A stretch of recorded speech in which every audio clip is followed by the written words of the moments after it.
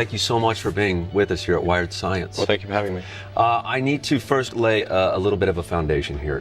2 days into your physics program at Stanford University, you quit school to start a company called Zip2, a media company. Right. Which you sold a few years later for a paltry $307 million. Then 4 years later, eBay buys PayPal. Is that correct? A company Yes. that you established or helped to establish as one of the creators? With a few others, yeah. And now you've taken those two enormous successes and you've set your ambition on space. How did you go from online payment systems to building a spaceship, essentially? Well, when I graduated from college, there were 3 areas that I thought would be most impactful to the future of humanity. The 3 were the internet, space exploration, and then changing the economy from a mine and burn hydrocarbon-based economy to one which is solar electric, which I think is going to be the primary but not exclusive means of energy and transportation. Have we screwed it up so badly here on this planet that our only hope is to build a new civilization out there? No, not at all. Actually, I'm quite optimistic about the future of humanity on Earth. You are? Yeah, absolutely. So what is the benefit to humanity then to inhabit Mars, which is really what is an ambition of yours? Well, I think if you consider 2 paths, one where we're forever confined to Earth and the other where we're a spacefaring civilization out exploring the stars, I think the latter is far more exciting and will result in a richer and more diverse human experience. How can you do that better than NASA?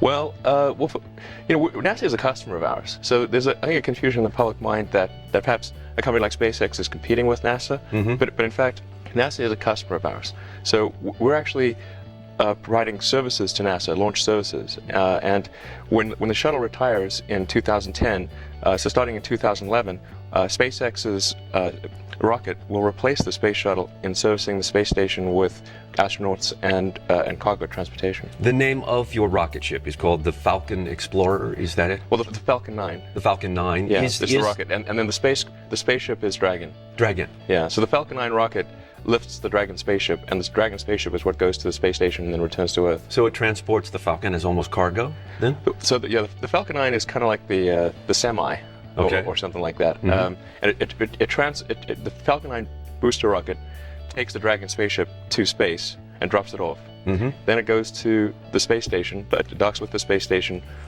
transfers astronauts or resupply cargo, whatever the case may be, and then the Dragon spacecraft returns to Earth. Reading some of the speeches that you have given in your career, and how old You mean like you're practically 23 years. You're 23 years old. Is that it? I'm actually 12. You're 12. Yeah. I was going to say you look terrific, but you have said that we got lost along the way with our space program. What did you mean by that?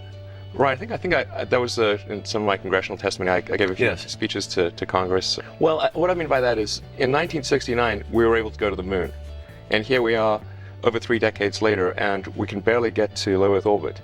And I think by any measure, that is a step backwards. Is that for a lack of leadership or technology?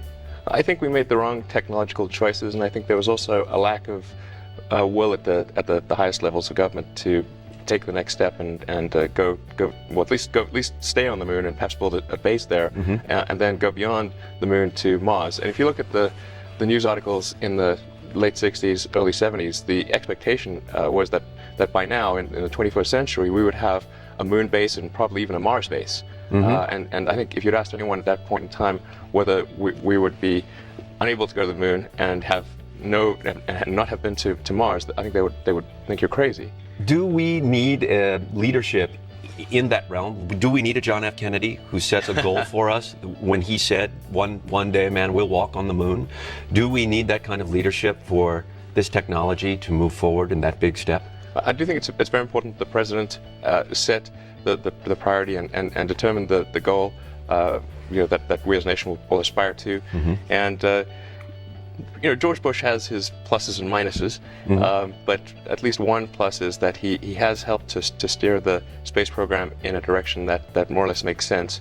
The only thing I would sort of argue with is that I don't think we should be going back to the moon. I think we should be focused on Mars. I think we saw You think that's a mistake, focusing on the moon? I do think we should rather go. I think we should rather be focused on Mars. The moon is kind of like the Arctic. It's just a very barren place, very little resources. It's small, It's not really a place that we could establish another human civilization. There's a feeling of been there, done that too with the moon. Yeah, I think we saw that movie in the 60s, and the remake's never as good. Did we really go to the moon?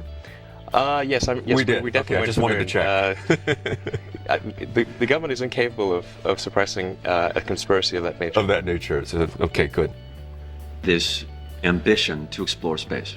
Absolutely. As an entrepreneur, there's quite a bit of competition out there. There's Jeff Bezos with Blue Origin. There's Richard Branson with his Virgin Galactic. Right. And I'm not talking about NASA either. There's Paul Allen.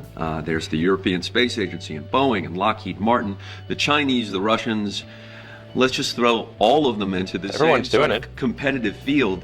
How is SpaceX different? How do you think you'll sort of surpass them? Well, you've listed a wide range of entities there, and I think the differences are really different depending upon which one you're referring to. Well, let me ask you this question. Yeah. Who is your competition? We have no serious competition. None. Not presently. Who's chasing you? Well, if you mean chasing and has a serious chance of catching, then I think none that I'm aware of. And Branson guy's kind of a hack then. Well, what Branson's doing, by the way, I'm a great admirer of Branson, is really a much smaller technological challenge. So their craft would be suborbital. So it would go to about Mach 3. Our craft is orbital. It goes to Mach 25, so 25 times the speed of sound. But that doesn't describe the whole scale of difficulty, because the energy required to get those velocities scales as the square of the velocity. So to do what Branson is doing, you need, say, about 9 units of energy. To do what we're doing, you need 625 units of energy. The difference is monumental. And then when you re-enter, you have to burn off all that energy.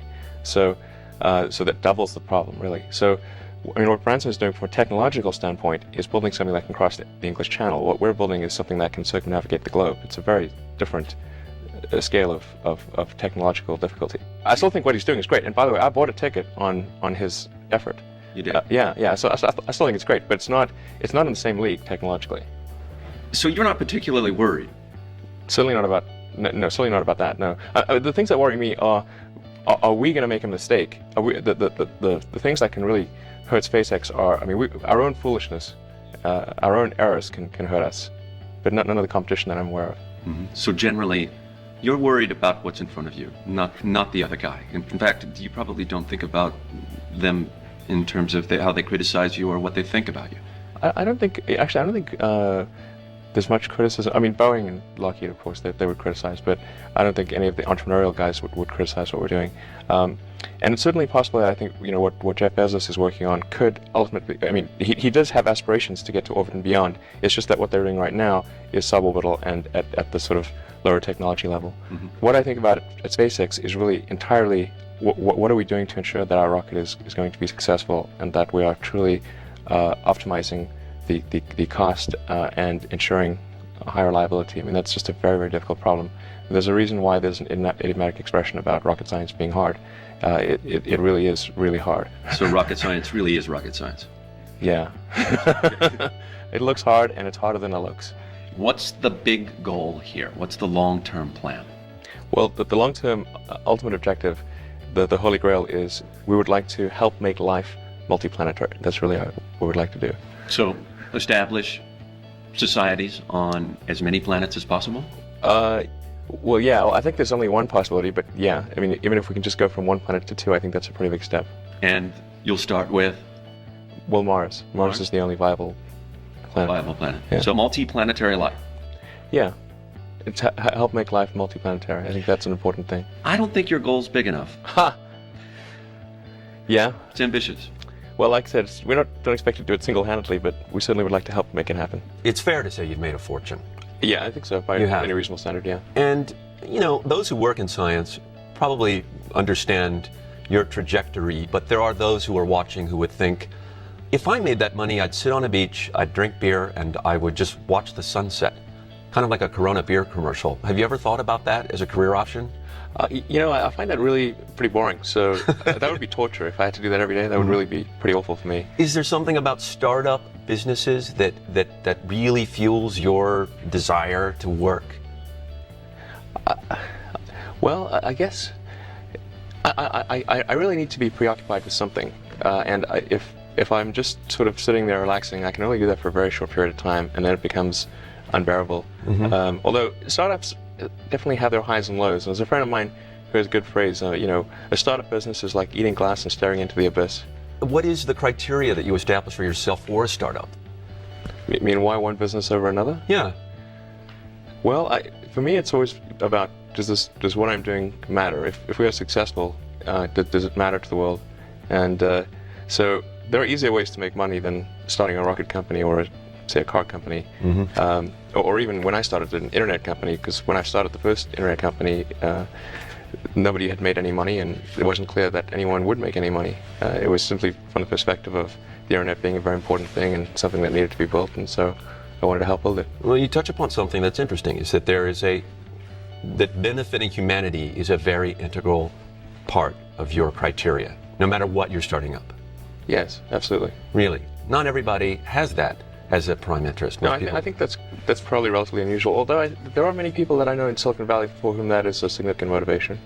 You said in your endeavor here to explore space that we are committed to failing in a new way, if nothing else. What did you mean by that? Just how it sounds? Well, I mean, we're committed to succeed, really. But if we do fail, I would hope that we at least add to the body of knowledge such that those who follow may make fewer mistakes.